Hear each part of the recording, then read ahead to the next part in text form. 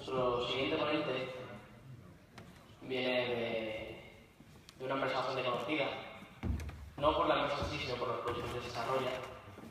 Es Julio López, no sé si nos volverá a hablar de caramelos.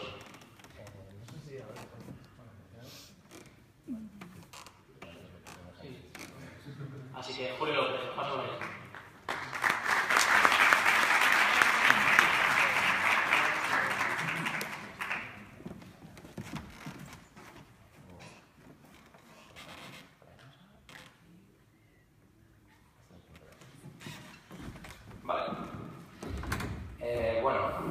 Es un hecho que Candy Crush ha revolucionado el mundo de los videojuegos. No sé, ¿cuántos de aquí han jugado al Candy? Bueno, veo que la mayoría. ¿Por qué?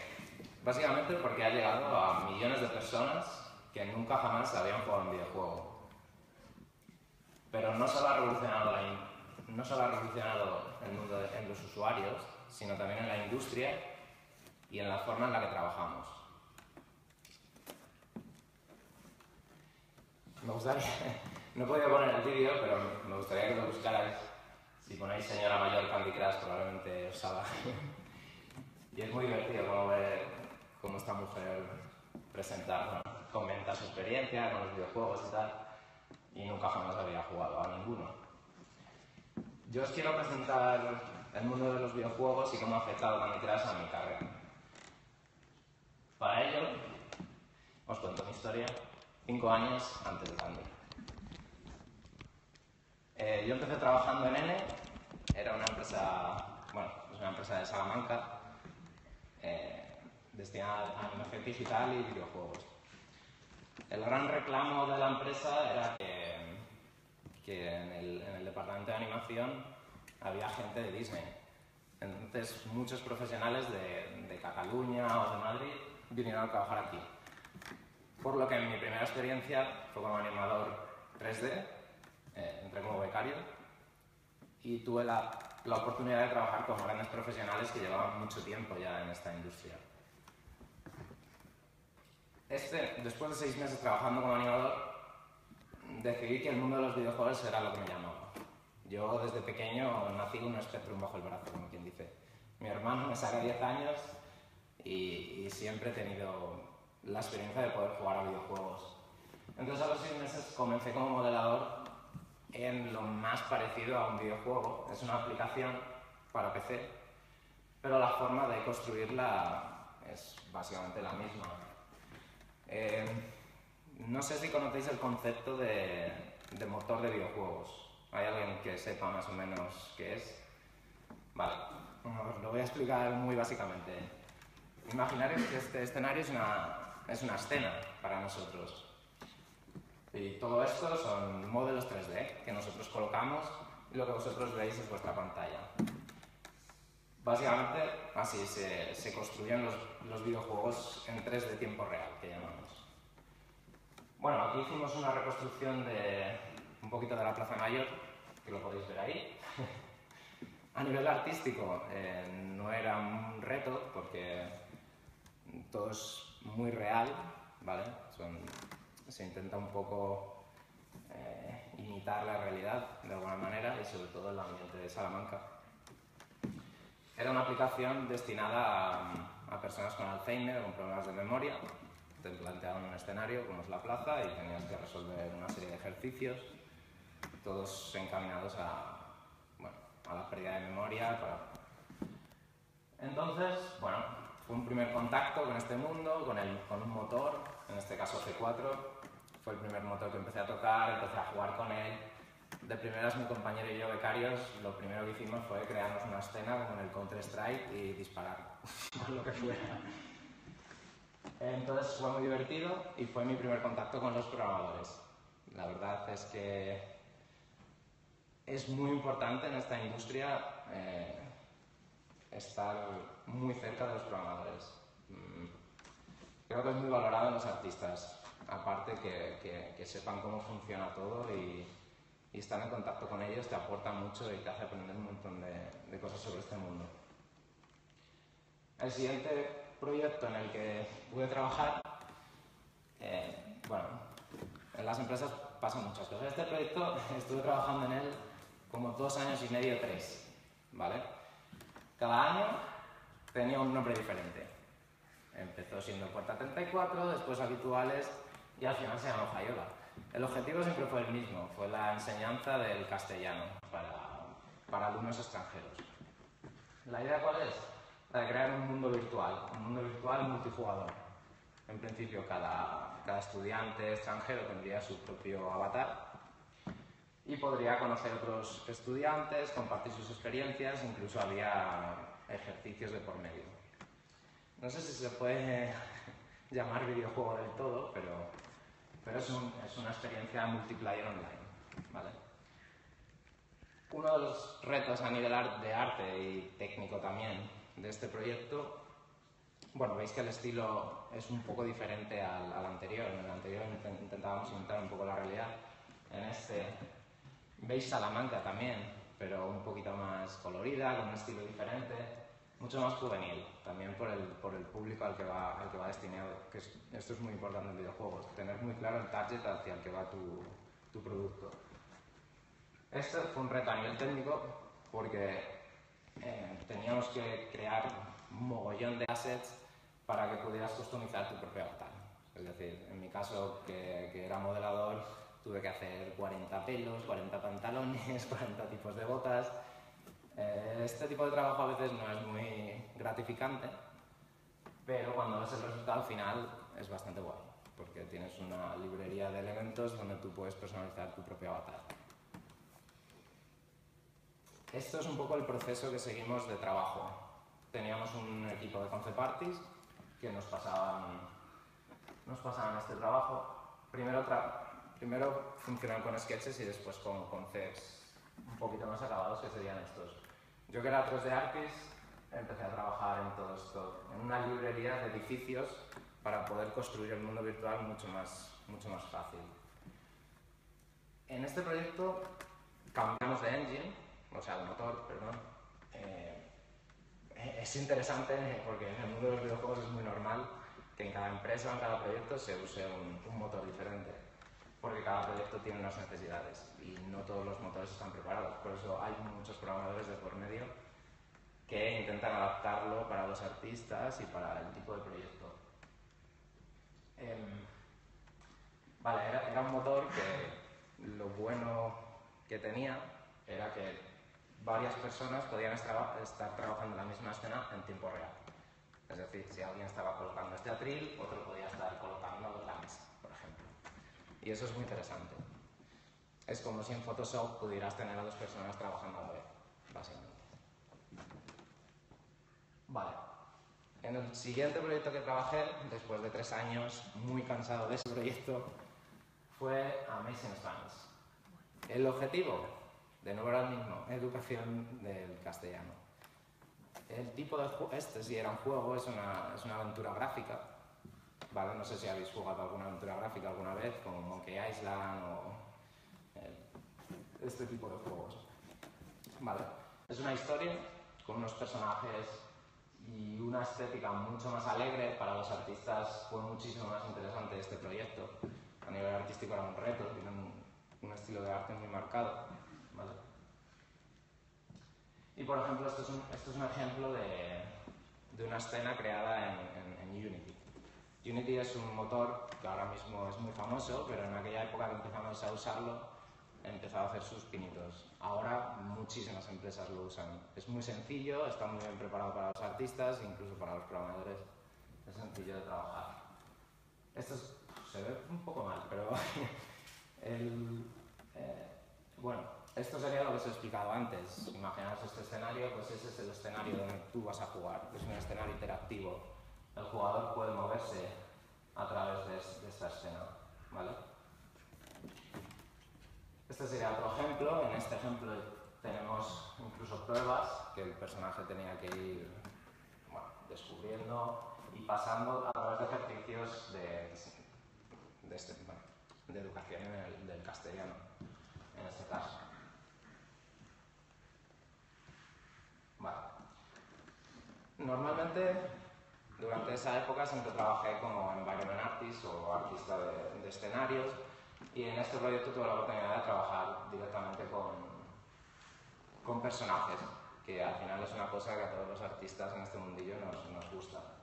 ¿Vale? ¿Por qué? Porque suelen tener mucho más carácter y es lo primero en lo que el usuario se fija. Entonces estos personajes, bueno, estoy intentando contar mi historia a través del trabajo mío, porque así es mucho más sencillo de que lo entendáis y sabéis lo que puedo hacer o no. Estos son escenarios, son personajes en bajo polígono. Los motores trabajan con modelos en bajo polígono para que el rendimiento sea óptimo. Y ya os lo explicaré más adelante. Aquí tenéis un ejemplo. Esto sería una malla de un personaje de bajo polígono, por ejemplo, que son 4.400 triángulos, que está bien. Y esto sería un mapa de texturas. No sé si sabéis la diferencia que hay entre un render y un tiempo real, un 3D tiempo real, pero bueno, lo puedo ir explicando más adelante. Vale. En este momento, en el que todos estábamos muy contentos, la empresa empieza a irse a la mierda. Esto es muy normal en el mundo de los videojuegos, que las empresas se van a la mierda. ¿Vale? Durante esta época comencé a hacer mi portfolio personal. Portfolio llamamos nuestra demo reel, lo que nosotros mostramos a las empresas para cultivarles, para ser atractivos. Entonces, después de mi experiencia de 4 años en esta empresa, aprendí mucho de grandes profesionales, una base brutal sobre los engines y diferentes maneras de trabajar en el mundo de los videojuegos. Y se ve muy oscuro, ¿vale? También quiero que veáis la evolución como artista, ¿sabes? Porque esta es mi primera demo reel. Es mucho más hardcore, que llamamos en nuestro rap, destinada a un público más gamer, más para juegos de consola, de AAA, de PC. Y son modelos, bueno, son al igual que antes de bajo polígono, pero llevan un proceso anterior de modelado en alta. Por ejemplo, esto es un modelo en alta, hecho en ZBrush, es de alto polígono, que luego se traduce en un modelo de baja, ¿vale? Esto de aquí son mapas de textura que se le aplican al modelo. Estos son los de color y estos son mapas de normales. Un mapa de normal básicamente lo que hace es fingir volúmenes, ¿vale? Fingir volúmenes a través de la luz que el propio motor nos ofrece. Por ejemplo, en este escenario tenemos aquí varios focos, ¿vale? Pues en un motor es lo mismo. Tenemos nuestras luces que nosotros ponemos y cómo le afectan a los polígonos. Y en este caso esto sirve para fingir que tienen más detalle o más polígono y más volumen del que realmente tiene.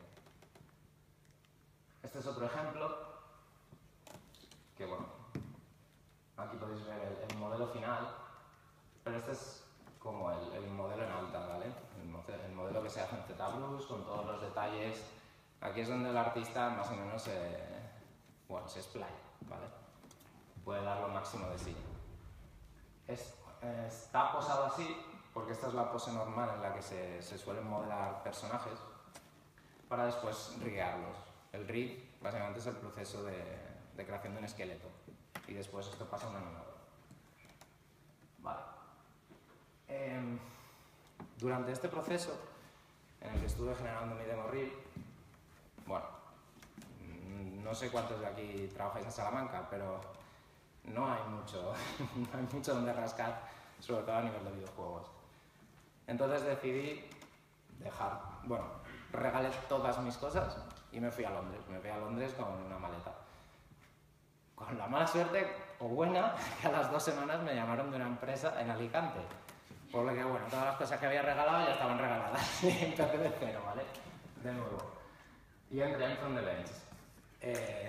Obviamente, aunque tú te preparas tu demo reel, tú esperas llegar a Blizzard o Activision, empresas grandes, empresas AAA de juegos de consola, La realidad es que a veces hay que adaptarse y cuando necesitas un trabajo, lo coges. En este caso, acepté mi trabajo en Front Events. Aquí entré ya como experto un poco en motores y sobre todo en Unity. Es una empresa pequeña, bueno, pequeña, creció como una empresa, empezó como una empresa pequeña, pero se hizo muy grande porque hicieron un proyecto que compró el Real Madrid, compraron la IP, y desde ese momento empezaron a contratar profesionales incluso de fuera, porque más o menos casi todas las personas que trabajaban allí eran del área de Alicante. La verdad es que me sorprendió mucho que fuera una empresa con una mentalidad tan abierta para ser en un sitio tan pequeño, porque ni siquiera era Alicante, era un pueblo. La manera que tenían de trabajar era de una mentalidad bastante moderna, por así decirlo. En N teníamos la jerarquía normal, que viene siendo los jefes, directores de arte, lead artists, seniors artists y los juniors, que estábamos abajo del todo en ese momento. Esta empresa era mucho más lineal, ¿vale? Estuve muy poco tiempo, solo estuve 2 meses, ahora diré por qué. Pero tuve la oportunidad de enseñar a los artistas que ya había allí a cómo funcionaba el motor. Y la verdad es que me sentí muy bien por aquello, porque la verdad es que la gente estaba muy contenta de poder aprender de alguien que ya había tenido una experiencia previa en esto. Estos son escenas también en 3 de tiempo real, en Unity, iluminadas en Unity también. Y esto, por ejemplo, esto es un render directamente de Maya, del software 3D, donde se construyen los polígonos, que es muy diferente. Aquí es donde construimos y aquí es donde exportamos. Esto sería el software 3D, que en el caso de 2D sería el Photoshop. Nosotros usamos el Maya o el 3D Studio Max. Y esto lo implementamos en el motor, ¿vale? Es un poco para que entendáis también las partes técnicas de esto. Bueno, esto es una imagen más grande de lo anterior para que entendáis un poco cómo funciona la iluminación y estas escenas. Vale. Este proyecto esto ya era para móvil. Yo era la primera vez que trabajaba para móvil, por lo que también tenía unas especificaciones técnicas diferentes, ¿vale? Lo anterior en N era PC, entonces los PCs soportan mucho más que un móvil, a nivel de polígonos, de iluminación y de todo. Entonces, bueno, para mí también fue una experiencia. Lo más curioso es que cuando entré en esta empresa, bueno, es una anécdota, pero la primera semana que entré me llamaron de King. Solo llevaba una semana trabajando aquí y yo la verdad es que no conocía mucho de King, pero me llamó el hombre de recursos humanos, Carlos Almagro, y me dijo esta frase que nunca se me olvidará: la pelota está en tu tejado. ¿Por qué me dijo esto? Porque mi primera reacción fue: mira, yo acabo de entrar en una empresa, no puedo hacerles este feo, para mí no está bien, no me deja bien como trabajador. Y me dijo esto: Julio, la pelota está en tu tejado. Y dije, joder, pues bueno, vamos a intentarlo. Entonces entré en el proceso de contratación de King, que es bastante largo, por lo que estuve casi un mes haciendo entrevistas y haciendo las pruebas, que esto actualmente se sigue haciendo. Yo entré hace 4 años y ahora incluso puede que sea más dura. Y efectivamente entré en King, ¿vale? Después de un mes y medio en la otra empresa, empecé a trabajar en King. A ver, para mí es importante lo que esta empresa me ha ofrecido como artista, porque siempre me ha gustado ser un poco, meter la mano en diferentes ámbitos del arte. Hasta ahora siempre había sido un 3D artist, pero en King empecé a ser un artist simplemente. Entonces tuve la oportunidad de tocar muchos palos, por así decirlo. Y es muy interesante la manera de trabajar que se planteaba, porque todo era muy lineal. No teníamos a nadie que nos dijera lo que teníamos que hacer. Allí la palabra de todas las personas cuenta. Y tiene mucho sentido porque el público al que vamos dirigidos es todo el mundo. Es decir, todo el mundo prácticamente ha jugado a Candy Crush. Hay millones de personas que juegan a los juegos de King. Por lo tanto, la opinión de cualquiera cuenta. Y tenemos muy en cuenta las sesiones de feedback que hacemos entre nosotros y nuestros compañeros. Estas son las oficinas. Es importante, bueno, para mí es importante el espacio de trabajo en Estrés. Bueno, King ofrece estos espacios mucho más abiertos, donde es muy fácil la comunicación. La verdad, la ambientación ayuda a que te sientas mejor en tu trabajo. Después de pasar por N o por la otra empresa, donde todo era más pequeño, más reducido, es muy diferente el feeling. Acabas aportando más tú como profesional y como artista en este caso. El primer proyecto en el que pude trabajar fue Diamond Digger. No sé si alguna habéis jugado, no es tan famoso como Candy Crush, pero aquí como artista y técnicamente hablando, el cambio grande fue de venir de trabajar en juegos 3D, con motores 3D, a trabajar en 2D. Sí que he trabajado generando modelos en 3D, pero renderizados. La exportación al motor es en 2D. No sé si... Vale, en esta empresa lo primero que me encontré fue un reto súper grande a nivel de... Por ejemplo, en este proyecto uno de los retos fue este personaje, el personaje del Diggy. Este personaje tardamos como 4 meses en diseñarlo entre muchos artistas. También por lo que os he comentado antes, el público al que vamos dirigidos es muy diferente a lo que habíamos venido trabajando hasta ahora, la mayoría de artistas que estábamos allí.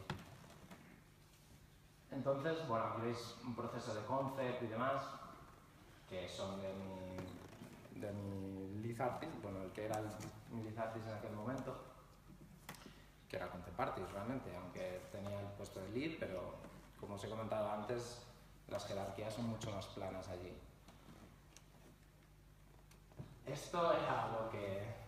Esto fue la primera versión final que se hizo de este personaje, pero la verdad es que después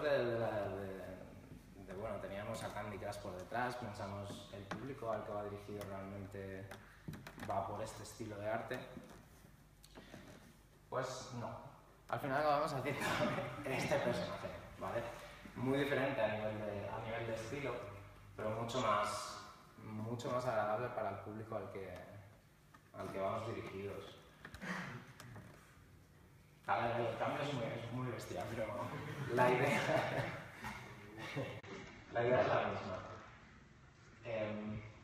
Bueno, tuve la suerte de ser yo el que modeló finalmente a este personaje, el que hizo todos estos renders. Yo estoy muy orgulloso del resultado final y pues os lo muestro. De hecho, ahora mismo en casi todas las presentaciones de King aparece un Diggy, ¿sabes? Y me pagaron €1 por cada imagen que ahí sale. Bueno, y también esto es para que veáis el estilo que al final se marcó solo con el personaje principal. Por suerte la mayoría, o a veces, bueno, en algunos de ellos he tenido concepts de otros artistas como Ancor o Esther que han estado a mi lado, pero el cómputo es parte de mi trabajo. Esto ha sido mi trabajo para este proyecto. Como os digo, yo aquí entré como junior artist después de mi experiencia de 4 años anteriores y aún así tuve la oportunidad de hacer el acabado final de este juego en concreto. Al final había varios artistas trabajando en lo que podría ser el arte final, pero bueno, se decidió ir por aquí. Estos son... Bueno, como veis el estilo es muy loco, ¿vale? No tiene mucho que ver con el resto de juegos de incluso, pero fue un proceso bastante divertido a la hora de crear estos mundos locos con sus atmósferas y sus personajes. Un poco me parecía alucinante. Y en aquellos momentos, pues en King teníamos un poco más esta libertad de poder generar proyectos muy locos. Bueno, como os he comentado antes, me ha gustado mucho la charla de nuestro amigo de UX, porque además has dicho lo del botón y he pensado, joder, es que en King seguimos haciendo estos botones con un montón de detalle y demás, ¿vale? Pero es esto, el público al que vamos dirigidos no es los normales, como decías tú, es un paso más de los normales. O sea, todo el mundo tiene que entender para qué es cada botón, para qué se usa y cómo se usa. Por lo que he dicho antes, hay millones de personas que no habían jugado nunca a videojuegos y sin embargo aquí pues juegan y les gusta, ¿sabes? Y lo entienden, que es lo más difícil. Es uno de nuestros, dentro de nuestro proceso de trabajo, es lo que él comentaba también. La experiencia de usuario es muy importante. Hacemos muchos tests con muchas personas. Tiene que estar muy claro, muy claro. Bueno, lo que os quería contar antes de que vierais mi evolución como artista, también. Antes os he presentado una demo que hice para hace 4 años. Y esta es una demo que hice hace 2. Como podéis ver, el estilo es totalmente diferente. También ha sido por el contacto con otros artistas, he aprendido de mucha gente y para mí eso es básico. O sea, no importa los años de experiencia que tengas, tienes que aprender de los demás. Entonces, bueno, quería enseñaros esto porque sí que es esto, es una evolución. No tiene nada que ver con lo que hice anteriormente, pero porque mis procesos de trabajo en King también son diferentes de mis procesos de trabajo en las otras empresas. Y bueno, al final es un estilo que me gusta, que empecé a coger con Diamond Digger. Y bueno, es una pena porque se ve muy poco. En este slide presento bastante claramente lo que es un proceso para un personaje, de creación de un personaje. Desde el concept, este es un concept de Antonio Sánchez, que actualmente es mi director de arte. Esto es un concept 2D, un concept mucho más acabado con color del otro director de arte de la empresa, que es Renato Rovilar. Para que veáis que aunque pase por la mano de varios artistas, pues el resultado final es bueno. Esto sería un modelo en bajo polígono y esto sería un modelo en alto polígono, ¿vale? Realmente mi intención con este proyecto era simplemente hacer esta imagen, pero como nunca quiero perder el tema técnico de hacer modelos en bajo polígono, quería seguir entrenando esto, ¿vale? Porque es importante. Yo llevo tiempo sin trabajar en modelos de low poly a nivel profesional, pero sí que intento hacerlo en casa porque es muy diferente el proceso de trabajo, ¿vale? Y esto incluye otras partes técnicas que por ejemplo, un modelo de un render es una imagen, no tiene tantos problemas técnicos como podría tener un modelo de integrarlo en el motor. Vale, cuando acabé Diamond Digger, bueno, y otros cursos que no puedo contar, empecé a trabajar en Bubble 3, ¿vale? Bubble 3 ya viene de una saga anterior, que es Bubble 2, no sé si alguno de vosotros la conoce, pero es un juego bastante, bueno, lo juegan bastantes millones de usuarios también. Y bueno, era gratificante poder entrar en una de las IPs importantes, que es la de Bubble Witch. Es otro mundo diferente a lo que es Diamond Digger. Y aquí quería enseñaros un poquito el proceso que seguimos para el trabajo con los environments, con los escenarios. En este proyecto he trabajado más enfocado a eso. Lo primero en lo que estuve trabajando es un estudio de colores, de paletas, de sensaciones, un poco de... Pues queríamos que el usuario tuviera la sensación de aventura, de que fuera más épico. Entonces esto sería como el primer estudio. Al final el proceso que seguimos para generar los escenarios fue el de empezar con concepts, ideas, etc. Después los concepts a color, ya con el mood de la escena, el ambiente. Y nosotros trabajábamos con una base de 3D, ¿vale? En base al concepto de color, empezamos a construir bases 3D. Esto está muy bien a la hora de generar, bueno, de hecho es una técnica bastante usada actualmente, que se llama overpaint, que es usar como bases para los conceptos, pero en 3D. Esto te facilita mucho a la hora de encontrar los volúmenes, ¿vale? Esto sería un render final en 3D, ¿vale? Y esto es el overpaint. Es un trabajo que se hace por encima del 3D.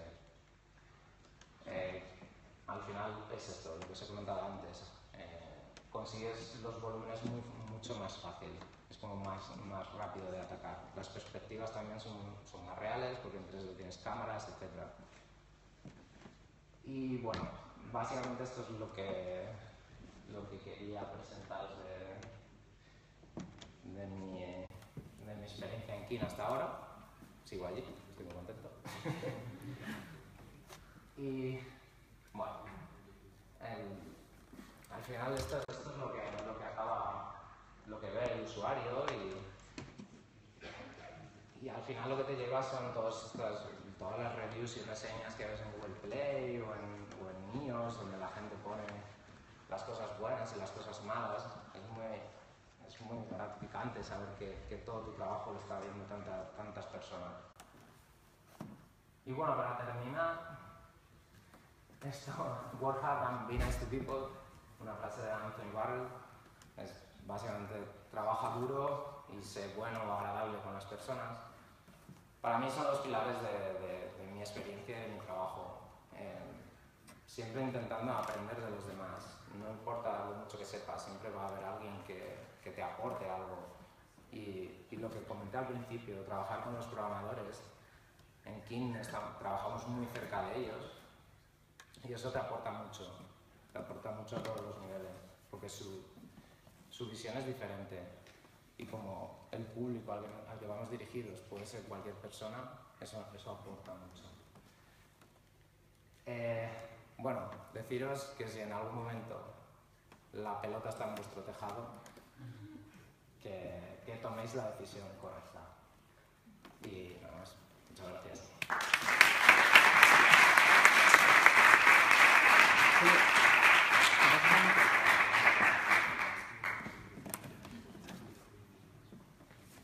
¿Preguntas?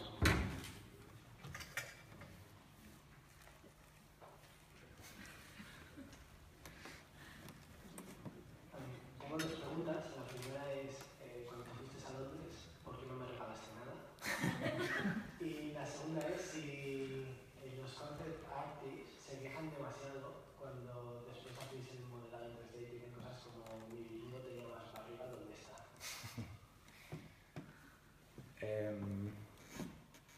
Bueno, lo que he comentado antes es que lo bueno que tiene Kine es que los artistas tenemos la oportunidad de tocar muchas cosas. Sí que hay más especialistas en concept y ellos te pueden dar feedback, pero realmente tú tienes el ownership de esa tarea. Tú decides si lo que tu compañero te está diciendo te aporta o no te aporta. Tú tienes esa... Nadie se queja. O sea, he estado en N, por ejemplo, teníamos concepts muy duros y nuestro director de arte era muy duro a la hora de darnos feedback y de todo tiene que estar hiper clavado al concept. Aquí todos hacemos un poco de concepts, porque todos aportamos algo en el proceso. No sé si te responde. No te regalé nada porque no me caía bien.